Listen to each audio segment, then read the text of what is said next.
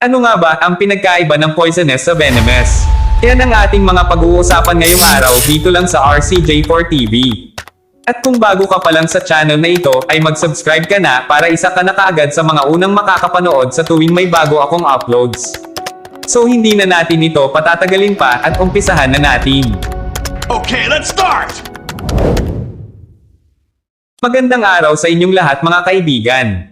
This day we are talking about the difference between poison and venom. So let's first define the word poison. Ang lason mga kaibigan ay isang chemical substance na kapag nainom, nakain, nasinghot or na-absorb ng balat ay maaaring malagay sa peligro ang buhay ng isang tao na aksidenteng nakapag-absorb nito. Merong mga hayop na naglalabas ng lason sa kanilang katawan bilang kanilang defense mechanism.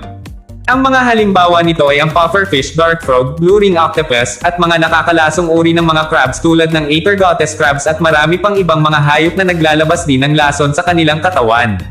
Next is, ang mga venomous insects and animals. So let's first define the word venom. Ang kamandag mga kaibigan ay mga nakakalasong substances na nakatago sa isang hayop at mga insekto. Kadalasan ay labis na nakakaparalisa at nakakamatay ng sobrang mabilisan lamang ang mga kamandag na ito sa oras na ma-inflict ng isang hayop na may malakas na kamandag ang kanyang target sa pamamagitan ng pagtusok or pagkagat nito sa kanyang target. At ang mga kamandag din na ito ang siyang nagiging defense mechanism ng isang hayop laban sa iba pang mga hayop sa wildlife.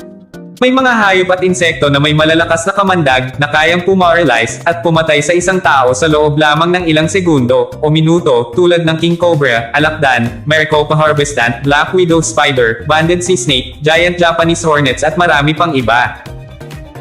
Ngunit ano nga ba ang pinagkaiba ng dalawang hayop na ito kung pareho lang pala silang nakakalason? Ang pinagkaiba ng poisonous sa venomous animals is ang way kung paano sila nakakalason. Karaniwan sa mga poisonous animals ay naglalabas ang katawan nila mismo ng nakakalasong kemikal na kapag nalanghap, nakain or nainom ng isang tao, ay maaari silang malason at mamatay, samantalang ang mga venomous animals naman ay maaari lang makapatay ng target sa oras na sila ay umatake tulad ng pagkagat at pagtusok nila sa kanilang target. At yan po ang pinagkaiba ng poisonous animals sa mga venomous types of animals. At siguro ay dito na po muna matatapos ang ating video at maraming salamat po sa lahat ng mga nakapanood at mga nakinig. See you on the next episode.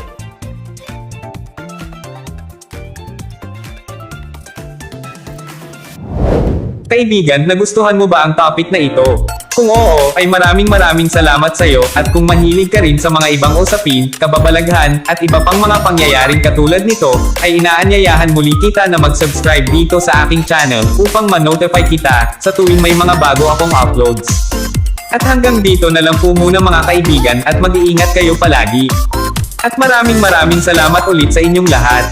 God bless at hanggang sa muli.